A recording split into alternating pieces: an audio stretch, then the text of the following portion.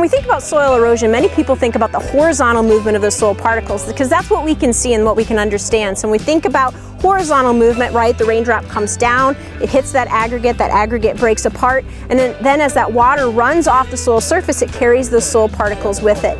But there's also, we like to think about another type of erosion, and that's vertical erosion.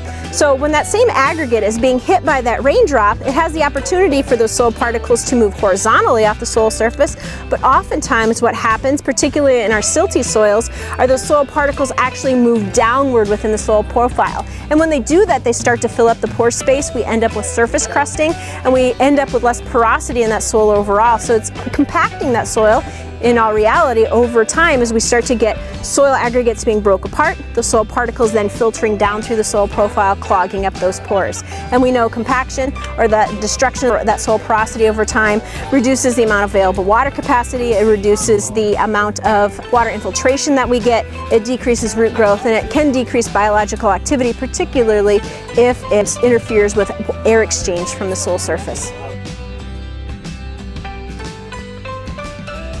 So how do we reduce the amount of vertical erosion in a soil? The key is providing a root system. So that root system not only supports symbiotic fungi that help to produce the glues and bring those soil aggregates together and stabilize them against the forces of raindrop impact, but those roots also support larger macrofauna such as earthworms that then can create pore space and help to create those aggregates over time. So soil biology is the key to reducing the amount of vertical erosion that is occurring in a soil.